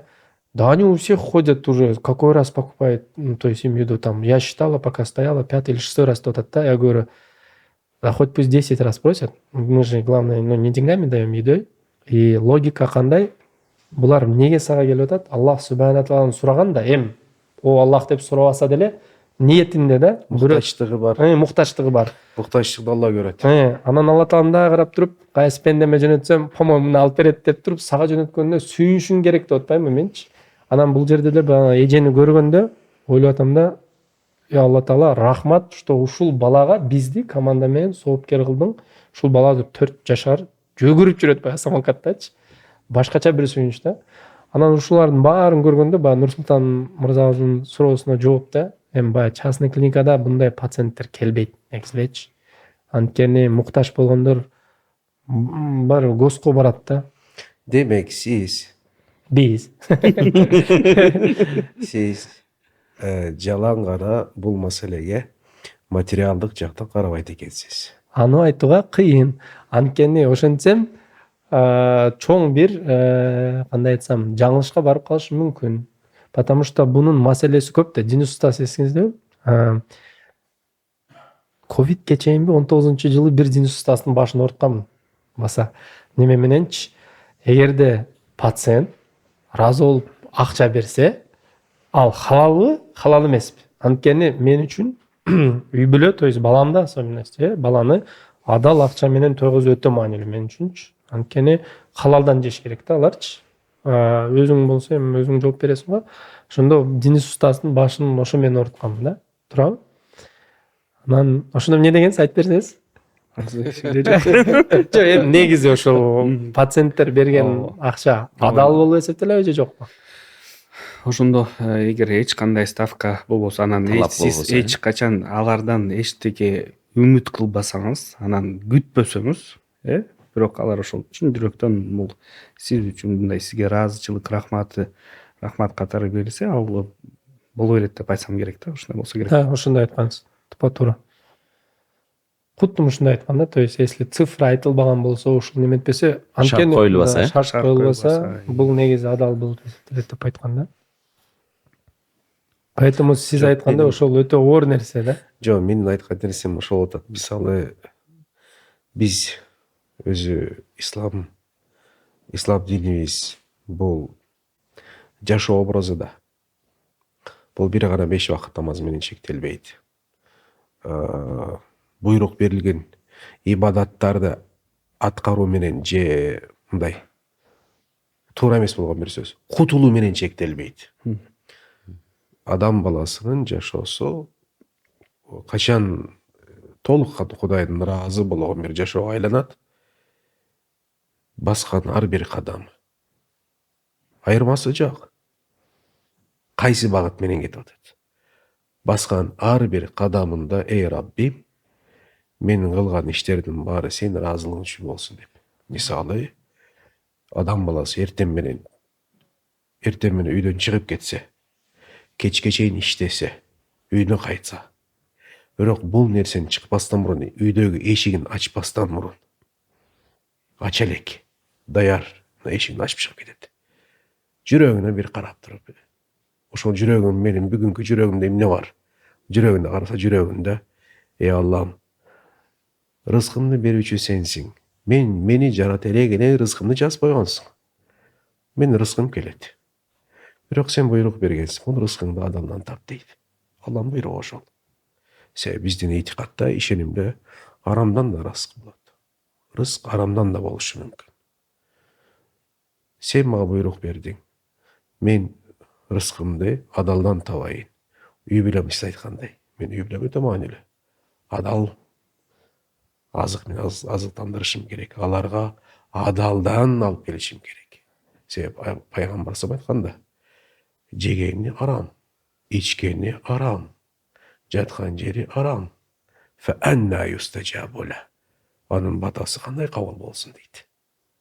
Аллах Куранда айтса, кул ма я'бау бикум рабби лаула дуакум.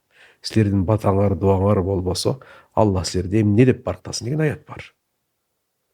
Өтө маанилүү. Эми ошондой дейт, үйдөн чыгып туруп, кечке чейин ошондой жүрсө дейт, ниет менен. Дүйнөлүк иш менен алектенсе, дүйнөлүк иш. Сиздики дүйнөлүк эмес бирок. Аны ачык эле айтыш керек. Сиздики дүйнөлүк эмес. Бирок дүйнөлүк иш менен алектенсе, күнүтү мисалы соода менен алектенет. Үйдө кайтканда бул киши дейт, Аллах ага ошончолук бир ажыруу соопторду жазат дейт. Эч үйдөн чыкпай, таң аткандан баштап туруп, кеч киргенге чейин башы саждадан көтүрүлбөгөндүк түн соогун алат дейт. Карасаңыз дүйнөлүк. Ошон үчүн сиздики айтып атпайм, мен айткым себеби ошол. Демек сиз материалдыкты гана бул жерде ойлобойт экенсиз. Себеп дегенде, тиги баланы көргөндөн кийин Алла Таалага кайрылууңуз өтө мындай өтө назик. Эй Аллам, сага шүгүрлөр болсун, бизге ошол баланы жөнөтүп, өзүңө ошондой бир кулчулук, жакындоо мүмкүнчүлүк берип атасың дейм. Бирок ал бала реально мындай орусча аралашып сүйлөп атам, кечирим сурайм. Анткени үй бүлөдө дагы билим алганда орусча болгон мужизе да мен үчүнчү. Баягы баланы аркасынан карап, башына көңүл деле бурмадым да, бет жүрүш-турушунан аркасынан карап, мужизе да, мындайча айткандачы. Мужизе тирүү калганы. Азыр эмеден мурун да сиз айтпадыңызбы? Ар бир операция өзүнчө бир мужиза деп атпайсызбы? Эмнеге? Себеби ар бир операциядан кийин келген шифа кимден келет? Аллахтан келет. Ал стандарттуу болгон бир процедура эмес. Бүгүнкү бир операция кечээки болгонго эч качан окшойт да. эч бир анатомия айтып атпаймынбы, жана баягы башында айтып кеткендей, ар бир ушул жүрөк деле, адам деле уникалдуу түзүлгөн да. Жана биздин эмнеге отпечатка пальцевтерди алат, анткени бөлөк да ар кимдики. Ошо менен эле билип алсак болот. Даже мурун бир нече жыл мурун эгиз балдар визага кирип туруп башкасы кетип калчу. Анан ушуну токтотуш үчүн ушул отпечатокторду алып баштаган да, дактилоскопия алып. Ошондой эле ичибизде болгон органдар уникалдуу да. Ушул маектешибизди баштаардан мурун Нурсултан мырза сонун нерсени айтып кетти. Подкаст жөнүндө бир эстетсеңиз, эмне дедиңиз? Мен айттым, негизи азыр подкасттар көп болуп атпайбы? Бул абдан дагы бир коомчулукка пайдасы бар. Ар ким пайдалуу теманы козгоп, жакшы бир маек курганга аракет кылат. Бирок муну ушул батыш өлкөлөрүндө, Америкада негизи подкаст ушул кассета менен эле угуу үчүн баары ушул коюп, анан ушул өзүнүн сабактарын угуп кете беришкен экен да, себеби жолдо көп убакыт өткөрөт экен да. Бирок бүгүнкү күндө биздин шаарыбызда дагы мындай жолдо көп айдоочулар убакыт өткөргөндүктөн бул да аябай актуалдуу болуп калса керек. Ошол нерсеге байланыштуу бир нерсе айтып берем дедим эле. Неме негизи азыр Нурсултан мырза дагы айткан, пробка көп болуп атат эртең менен. Мурун мен мисалы үйдөн 7-де чыксам, 7:20 жумушта болуп калчу элем. Пробка деле жок, светофорлордон эле токтоп. Азыр 7-де чыксам, 8-де 8:05ке мисалы барып калам да, 1 саатта. Ошол убакытта бир нерсе албетте кылабыз. Же телефон чукуйбуз, же бирөө менен кетип аткан болобуз, же бир нерсени ойго батабыз. Анан акыркы күндөрү бир жанагы атомный привычка дегендей бир жаңы привычка киргизген деп ушул бир айдан бери чубак ажыны суроо жооп немелерин угуп аткам YouTube'танчы. Машалла. Сонун негизи суроолор дагы сонун, жооп берген дагы сонун, мындай маанайыңы дагы көтөрөт сонун.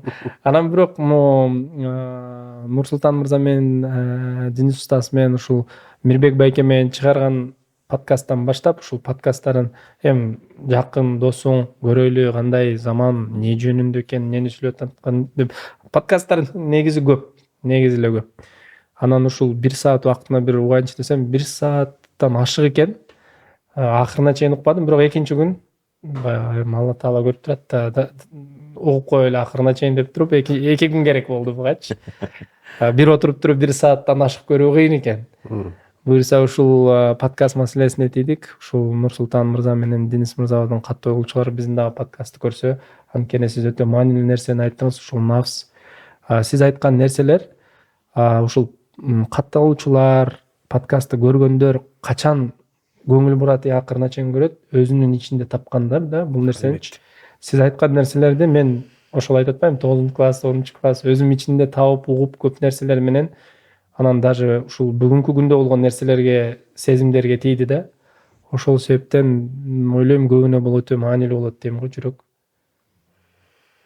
Өзү негизи адам баласынын бар болуусунун негизги максаты ошол напсиге таандык берилген терс болгон сыпаттарды жакшыга өзгөртүү. Жашоону өзү ошондо камтылып атпайбы? Мисалы, сиз айткандай эле алымга да тийиштүү бул маселе. Өзү ошондой напсинин баягы сиз айткан эң жакшы көргөн, дайыма сени мактап, көкөлөп сенден жакшысы жок деген нерселер алымга да тандык. Өзү алымдар да дал ошондой эле ошону жашайт. Керек болсо, мисалы сиз сыйды белгилүү бир жерде көрүп аткан болсоңуз, кабинеттин доктор деменин тегерегинде алымдар сыйды барган жерде көрөт. Сыйдын үстүндө сый. Ошон үчүн алардын напсиси дагы өтө алдайт. Анан напсинин бир өзгөчөлүгү да ошол. Напси бир гана жамандык менен алдабайт да. Жаман иштер менен жакшы менен алдап коет. Ошон үчүн Жалалдин Руминин бир сөзү бар, айтат: напсинин оң колунда теспи менен Куран, сол колунда дейт, эме бар дейт, кылыч бар дейт. Ал сол кол менен кылычты жашырып коет, теспи менен Куранды сени чакырат дейт. Чакырып туруп дейт, жакындаганда өзүнүн ишин кылып коет. Анын иши ошол. Сол колуну колдонуп туруп сага кылычын эмне кылат, колдонот.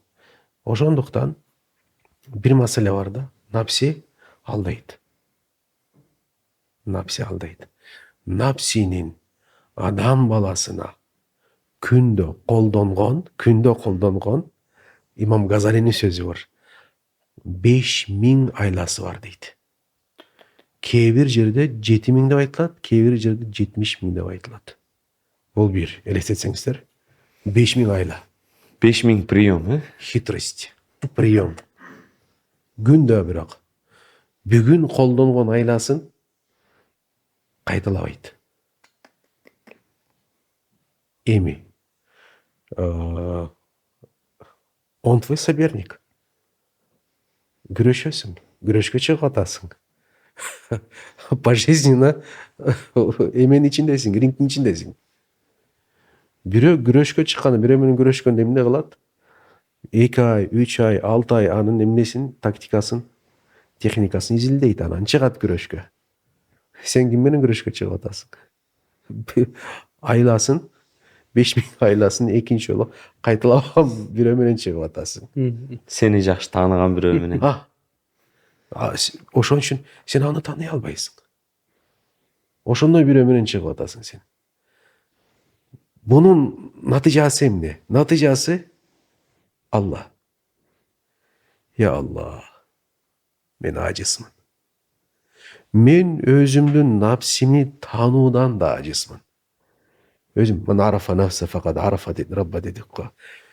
Биз ошол жерде бул сөздү Денис устаз эки түрдүү колдонсок болот. Биринчи баягы сиз айткан контексттин ичинде ким өзүнү тааныган болсо, Кудайды тааныган болот. Экинчи контексттин ичинде ким напсисин тааныган болсо, Аллахты тааныган болот. Напсисин кантип тааныйт дегенде, биринчи напсисин таануунун жолу толук кандуу Алланын астында мен өзүм жалгыз сенин жардамың болбой бул напсини жеңе албайм. Түшүнүктүбү? Аллам, сен напсини жараткан экенсиң, мындай өзгөчөлүк бергенсиң, күчтү сен бересиң. Мен өзүм ишенбейм. ишенбейм. Ооба. Бул долбоорду жаңы баштадык да, анан бисмилля айтып атпаймынбы устаз? Мындай баштай берели дедик да. Біз буга чейин Алла Тааламан аябай сурандык. Кудай Таалам ушул проектти көп жылдан бери пландап жүргөнбүз, бирок ким менен иш жүзүнө ашырабыз депчи. Анан ушинтип ойлонуп жүрдүк. Ойлонуп атып эле мындай тарта алам да, мындай камераларды алып, бирок мындай даражада тарта албайм билем да. Анан Башкача. Ким менен жакшы кылабыз деп жүрдүк, анан Кудай Таалам ушул адамдарды жолуктурду бизге. Алар дагы мындай бирөөлөр басам айтты, бир күнүнө ушунча акча берсең тартып берем деди. Бирөөлөр ушундай баары шарт койду да, мындай эчтекендечи. Анан эң алдыңкылары булар, бирок булар мага шарт койгон жок. Бисмилля, Кудай Таалам. Кел, бисмилля баштайлы деди. Шылантарыс жамааты. Ушуга son бир окуя айтып берейин. Мындай да, ар күнү Алла субхана таала бизге жашоодо мен өзүмө точно айта алам да, мындай знакпы же кандайдыр бир сайенс берет да, определенное знамение, туура айттыңыз. Анан мен ушул Москвага барып, Москвада ординатураны бүтүп атканда экинчи жыл, үй бүлөдө ошол убакта жашың деле 25-26да. Анан атаңан деле бир акча суроого бир көңүлүң деле барышы бир кыйын бир маселе болуп калат экен. Жашың улуу болгон сайын атаңан акча сура. Анан аспирантурага ошол учурда атам деле жумуштар менен алектенип, көңүл деле анча буралбады. Өзүнүн бир маселелери чыгып, аспирантурага акча жок болуп калды. Анан отуруп бир спонсор деле пайда болду. Анан 2 күндө жок болуп кетти. Андай маселе болду, мындай маселе болду. Анан мен өзүмдүн наставнигиме барып айттым да, ушу бир тема тапсам, директор добро берсе, бюджет болобу депчи. Мындай карады дагы айтты. Абай, ты русский деди. Нет. Ты грузин? Нет. Ты сын друга Ильи Антоновича? Нет. Тебя никто не знает. Ты никто, ты не обижайся. Ты приезжий, таких миллион в этом центре. Были до тебя, с тобой и после будут.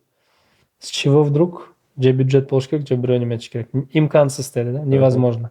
Я говорю, невозможно, эта опция есть. Я ее до вас и так знаю, и без вас знаю. Она у меня... Опция А была невозможна. Невозможно. Там есть Б, С? Нет, невозможно. Я говорю, хорошо. Маленькая минимальная надежда, что-то.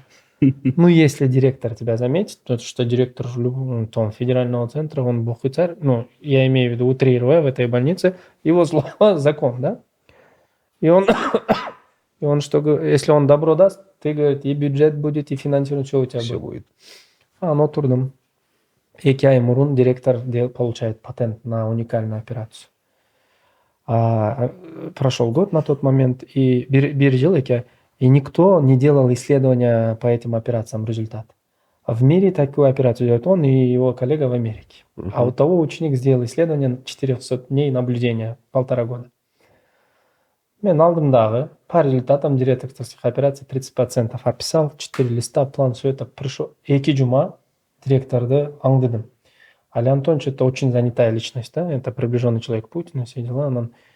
Но любой адамның привычкасы бар, да. Он ходит с операционной в кабинет по одному пути, годами. И только есть одно место, 20 метров, за лифтом, где его можно поймать, без охраны, без никого. Шо лифттің арқасында 2 жұма күттім. Бір жұманың бір күндерінде кетіп атады. Қармадым дағы баяғы апамы базардан көргендейші. Планды қолына қарматтым. Леонид Антонович, я знаю, вы заняты вот так. Но я с Кыргызстана. Баса, напомню, 19 мая у нас день кардиохирургии будет. И Исаак Кунович Ахмбаев, первый, кто в Центральной Азии сделал операцию на сердце. Вот с Кыргызстана, откуда Исаак Кунович, а он его знает, потому что это ученик Бакулева. Все. О, да, я знаю Кыргызстан, конечно, с Бакулевым ученики, то все вот так. Я говорю, вот у меня план. Я хочу вот в аспирантуру по вашей теме. Қарады, жеткіче 5 минут бастық, тема жақты. Неужели никто не написал диссертацию? Дед? Представляете, нет. Вот я хочу написать. Хорошо, что от меня нужно? Я говорю, ваша подпись и одобрение. Алдыдағы ручканы, что коридорда подпись қойды. А обычно в любой госструктуре иерархия бар, да, секретарь должен подписать, юрист, 15 заведующих и потом же директор. А директор подпись қойған документ уже ты остальных можешь не получать, да их там секретариат сам заставит.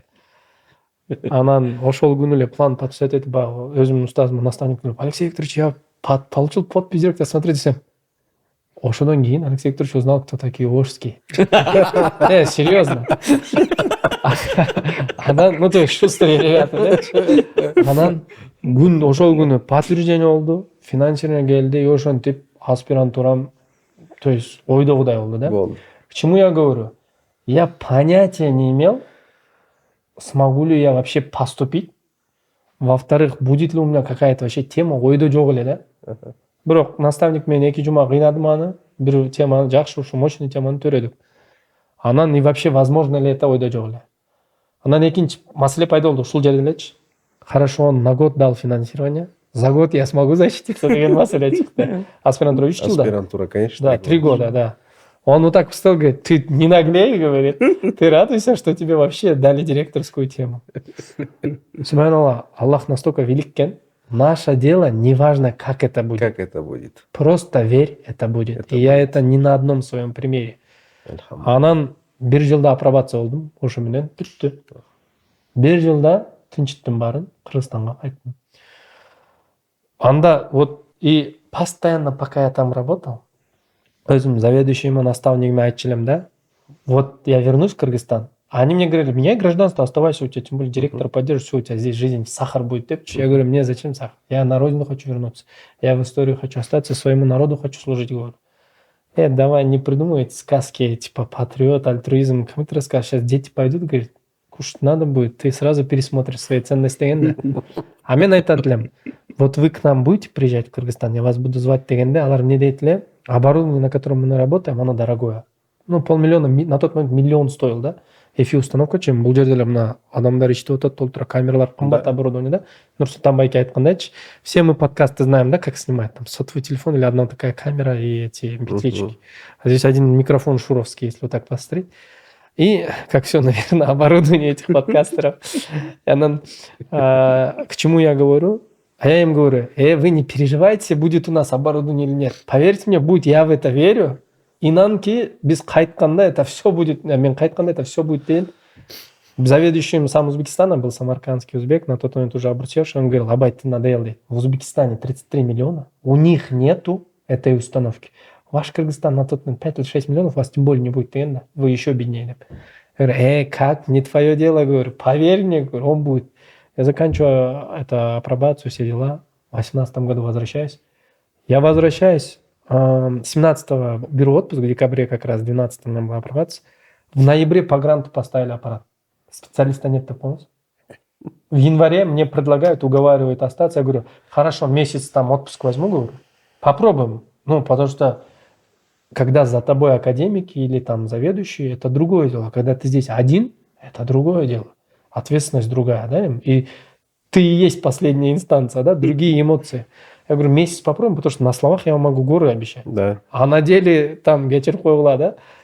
Месяц поработали, 2 поработали, их устраивает, и вот так и остался в Кыргызстане. Но я к тому, что оборудование, которое стоит под 1 миллион, я сумма не вложил, оно появилось, и само место появилось. Смотри, и вот так двери постоянно открываются. И в отделении мы места создавали. И вот дети деп кетпеди, дети для меня играют особую роль. В 2018 году, когда я вернулся, наш центр один вот такой окклюдер ставил. Бирде Вистас. Один окклюдер, вы представьте? Это если бы один камерамен был и одна камера была. Да. Я говорил: вы сумасшедшие? Говорю, мы головной центр Кыргызстана.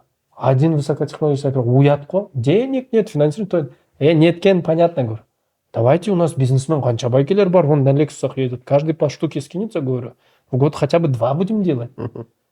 Вы не поверите, как вы думаете, в прошлом году сколько мы закрыли окклюдеров? Любую цифру с головы. Любую. 30. 138 прошлый год. Все, что... Я всегда своей команде говорю: теперь все, что вы умножите, один умножите, во столько раз вы сделали больше. Субханаллах. То есть мы сделали 138 раз больше, чем начинали. Да? И Нурсултан Байке этот павел. Я когда пришел, я был в шоке. Ну, вообще я был в шоке, что Антара снимает. С этого надо начать, да, Азизге Далешин.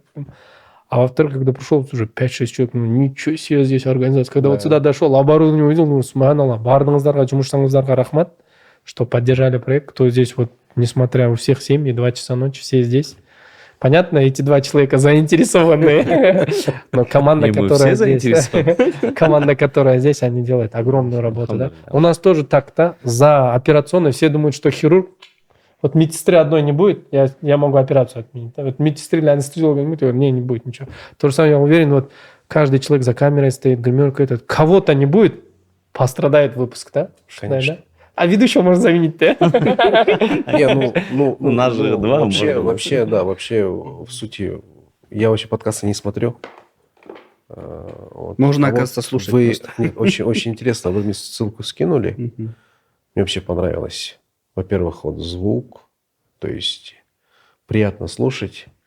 Поэтому я первый просмотрел, второй в 5 часов в эфир вышел. Да. Я в 5 часов начал смотреть его, досмотрю, иншаллах. Мы еще не смотрели. Но себя, наверное, смотреть я не буду. Машаллах. И просто как завершение, да, очень важный момент. Вот вы сказали насчет того, что в Москве, когда говорили: оставайся в Москве, тогда что там будешь делать и так далее. Сказали: я верю, что у нас этот аппарат будет. Да. Есть такое понимание, как яхин. Яхин. Яхин – это глубокое состояние в сердце человека, когда он верит в могущество Аллаха Субхану ва Тааля и категорически не сомневается. Вот это состояние яхина. И знаете, что говорит? Состояние яхина, оно напрямую связано не с теми вещами, которые возможны, а с которой что? Невозможны. Поэтому раб Аллаха говорит: когда ты просишь у Всевышнего, которое возможно, оно не является яхином. То, что возможно. О, дай мне там Феррари, там, я не знаю, Бентли и так далее. Там. Дай мне там 500 квадратов там, и так далее, да, в царском селе. Это все возможно. Есть вещи, которые невозможны. Например, поднимаешь руки у Аллаха, просишь, что Аллах, я хочу, чтобы вот эта вот гора сдвинулась сюда. Во-первых, это что? Это из вещей, которые абсурдны, невозможны. Но ты у Аллаха просишь, и у тебя ни капли нет сомнений. А Всевышний Аллах смотрит на что? На то, что возможно, невозможно? Нет. Он смотрит на сердце человека. Искренне. Мой раб, говорит, во мне не сомневается. А мне не в тягость сделать то, что он просит. Понимаете? Это вот очень важный момент. Очень важный момент. Поэтому, говорит, у Аллаха, посланник Аллаха сказал, говорит, у Аллаха на земле, у Всевышнего есть такие рабы, которые, когда произносят какую-либо клятву именем Аллаха, говорит, он эту клятву делает истинной. То есть Аллахтан сұрайды. Аллах қасам ішеді. Анын қасамын жалғанға шығарбайды, говорит. То есть қасам ішіп қояды. А бұл мәселе бәлкім қандай мәселе? Үстегі ашпаған бір мәселе. Алла ашырып қояды. Емнеге? Жүрегінде Аллах болған яқин бар. Сіздің мисалыңыз ошондай болған. Машалла. Алхамдулилlah. Алла таалам барыңыздардан разы болсын. Сіздерге чоң рахмат. Ушул долбоорубуздун башка өнөктөшү бул Нурзаман курулуш компаниясы бизди колдогон. Ошого ар бир коногубузга фирманын атынан белектер бар. Рахмат. Кабыл алыңыздар. Аллах разы болсын. Учурдан пайдаланып ушул локацияны бизге мүмкүнчүлүгүн түзүп берген Дооташ Эмерек салонуна да чоң рахмат. Биздин дагы бир даамдуу досторубуз бар. Бул Додо пицца. Ушул халал пиццаларды биздин жалаң гана халал чыгарышат.